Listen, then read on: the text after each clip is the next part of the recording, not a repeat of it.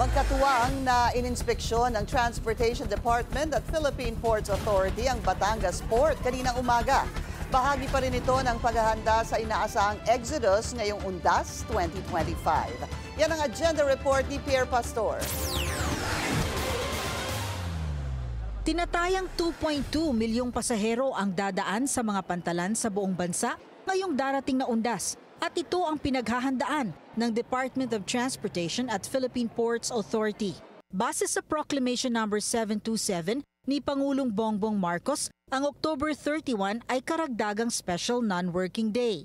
Dahil sa mas mahabang bakasyon, inaasahan na mas maraming bibiyahe. Kaya naman nag-inspeksyon na si DOTR Acting Secretary Giovanni Lopez at PPA General Manager Jay Santiago sa pinakamalaking passenger terminal sa bansa, ang Batangas Port kaninang umaga.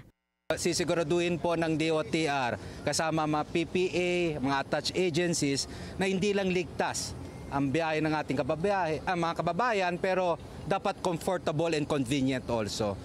Siniguro ni Lopez na malinis ang mga kainan, maging ang mga comfort room at ang mga help desk ay gumagana. Napakaganda po nung terminal. Napakalamig ng aircon. Nagpapasalamat po kami sa ATI, sa PPA. At I think the passengers would be comfortable, no? At meron tayong mga charging station, yung mga dapat na standard sa pamantayan ng ating mga terminal. Umakyat din si Lopez at Santiago sa isang ro-ro boat at natuwa naman sila sa nakitang kaayusan dito.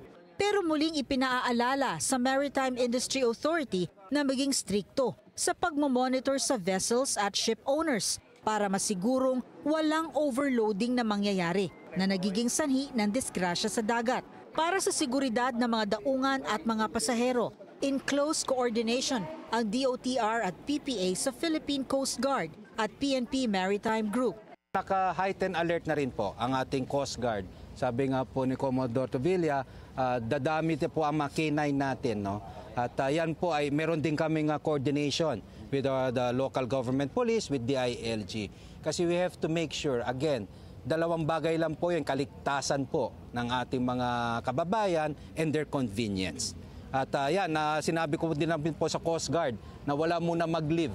Lahat kami dapat ay dito sa panahon ng Undas at kahit naman holiday season, dapat lahat kami nakadeploy. Hindi lang po sa pantalan, pati sa ating mga paliparan, ganun din po sa ating mga expressways. Sinisiguro na maautoridad na walang pagtataas ng pamasahe at terminal fee bago magtapos ang taong 2025. Hinihikayat ng PPA ang mga pasahero na magsumbong sa help desk kung tumaas ang pamasahe ng barkong kanilang sasakyan dahil hindi ito otorisado. Para sa agenda, Pierre Pastor, Billionaire News Channel.